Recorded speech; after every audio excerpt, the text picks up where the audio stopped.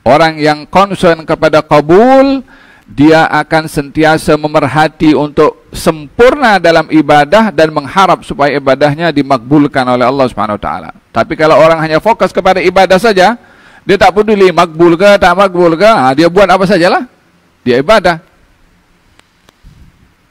Ayat yang lain Allah Subhanahu wa taala berfirman, "Watlu 'alaihim naba bani Adama bil haqq idh qarraba qurbanan fatuqbila min ahadihima wa lam yutaqabbal min al-akhar qala la aqtulannak qala innama yataqabbalu Allahu minal muttaqin."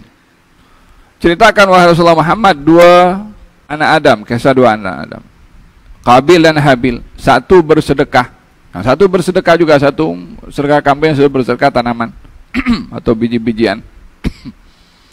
Kata Allah, fatuqbila min ahadihima, sedekahnya satu diterima, walam yutaqabbal minal akhar, yang satu lagi tak diterima. Ibadahnya ada, sedekahnya ada, tapi ibadah yang satu diterima, yang satu lagi tidak. Oleh sebab itu, keberadaan ibadah itu bukan menjadi jaminan kabulnya ibadah. Orang selesai beribadah bukan bermakna terjamin dalam kabulnya ibadah. Ibadah itu selesai, kita boleh confirm, so kita buat. Tapi kabul ibadah tak ada siapa boleh confirm. Sebab itu beyond kita punya kuasa. Itu Allah punya authority. Oleh sebab itu, mereka para arifin dalam beribadah kepada Allah Subhanahu wa taala yang dirisaukan adalah kabulnya ibadah. Oleh sebab itu kenapa di dalam Al-Quranul Karim Allah Subhanahu wa taala menceritakan dan mengajarkan kepada kita salah satu sunnah yang penting dalam kita selesai beribadah. Apa itu? Minta kabul.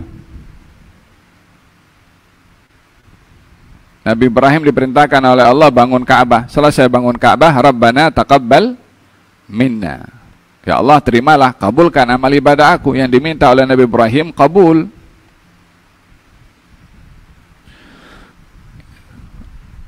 Maka dengan demikian, ibadah itu bila sudah dilakukan, yang dirisaukan adalah kabulnya ibadah. Walihada ba'du salihin, Syekh Umar Al-Muhdar, dia mengatakan, kalau saya tahu tasbihnya saya, subhanallah, diterima oleh Allah, dan saya dapat informasi jelas kabul, saya undang satu bandar ini, saya jamu makan. Bila tahu satu tasbih diterima. Karena betapa pentingnya orang itu concern akan kabul lebih daripada ia concern kepada yang lain. Hada antara ibadah yang makbul dan ibadah yang ghairu makbul. Untuk kita mendapatkan ibadah yang makbul adalah mesti dilakukan dengan ikhlas. Yang kedua, sempurna dalam beribadah. Yang ketiga, mengharap dan berdoa supaya amal ibadah kita diterima oleh Allah Subhanahu wa taala. Ini bahagian yang pertama. Katanya sebagaimana Allah tidak suka tidak memakbulkan, ya, maksudnya sebagaimana Allah tidak suka amal ibadah yang dikongsi, seperti saya jelaskan tadi, demikian juga Allah tidak suka kepada hati yang dikongsi. Amal ibadah yang dikongsi tidak makbul. Lalu kalau hati dikongsi, macam mana? Apa maksud hati itu dikongsi? Manusia dicipta oleh Allah Subhanahu wa taala gabungan daripada jasad dan juga ruh. Ruh ini boleh diberikan terminologi hati. Apa itu ruh? Hati. Apa itu hati? Ruh. Walaupun ada perbezaan satu dengan yang lain mengikut penggunaannya dalam istilah ilmu at-tasawuf, tapi intinya sama antara penggunaan hati dengan ruh. Oleh hada dalam hadis ketika dinyatakan manusia ini dicipta oleh Allah daripada asalnya daripada tanah, kemudian daripada mani, kemudian dibentukkan dengan darah, kemudian daging. Selesai sudah 120 hari, dihantarkan malaikat untuk menghembuskan ruh. Berhenti di sini, kita memahami bahwasanya ruh sudah ada dahulu sebelum jasad itu dibentuk dalam kandungan ibu. Ruh mendahului jasad, dan ruh tidak turun kecuali jasad sudah sempurna terbentuk. Tidak mungkin ruh turun itu tanpa adanya jasad. Jasad itu wadah kepada ruh. Fayanfukhu fihi ruh. Walihada dalam Al-Quranul Karim digambarkan ketika Allah menciptakan Nabi Adam daripada tanah, fanafakhtu fihi min ruhi, maka dihembuskan kepadanya daripada perintahnya Allah untuk menjadi manusia dengan adanya ruh. Antara dua yang menjadi perhatian Allah adalah hati manusia. Apa sebab? Perbuatan tubuh badan ini manusia yang lain boleh nampak. Kalau saya sholat, bukan hanya Allah saja nampak, tapi semua orang yang ada di sebelah saya boleh nampak. Kalau kena kamera pun juga mungkin dekat London pun boleh nampak saya sholat.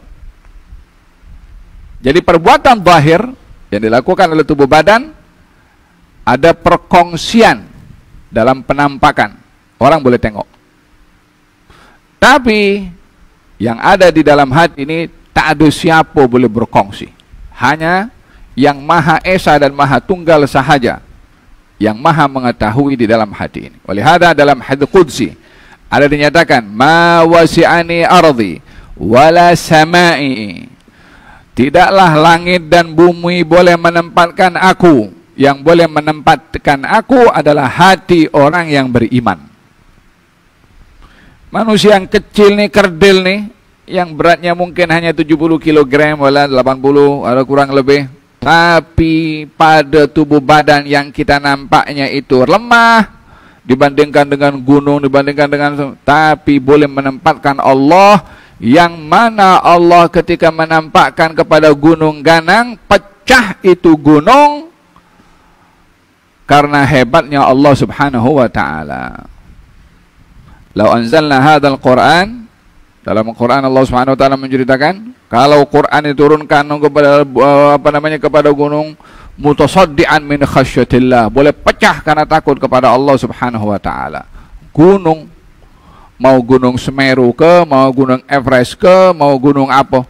Nah, kita dalam Quranul Karim diceritakan bagaimana Nabi Musa ketika minta kepada Allah Subhanahu wa taala, ya Allah izinkan aku tengok kepada engkau. Ketika Allah Subhanahu wa taala menampakkan, maka pecahlah gunung, fakharra Musa sa'iqa. Musa boleh pengsan. Idan gunung Ganang, apa yang ada dalam alam semesta ini tidak boleh menempatkan Allah. Maksud penempatan di sini adalah ma'rifah. Bukan makna akan turun pergi situ, bukan begitu. Bukan dinilai beratnya, berat fisikal yang boleh kita bayangkan. Ia lebih daripada apa kita boleh fahami dengan akal fikiran kita. Fakharra Musa sa'iqa. Idan yang boleh menempatkan Allah Subhanahu wa taala yang Maha Agung ini adalah hati manusia.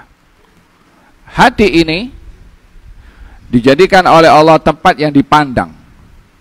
Allah tidak pandang rupa dan paras, yang dipandang oleh Allah adalah hati kamu.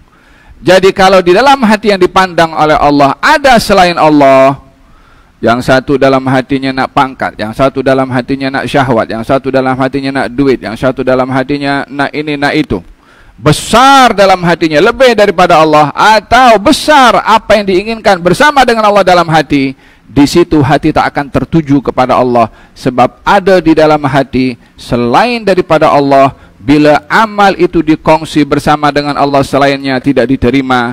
Hati bila ada bersama dengan Allah selainnya tidak akan tertuju dan kenal kepada Allah. Semoga amal ibadah kita diterima oleh Allah dengan ikhlas dan hati kita dipenuhi dengan keagungan terhadap Allah.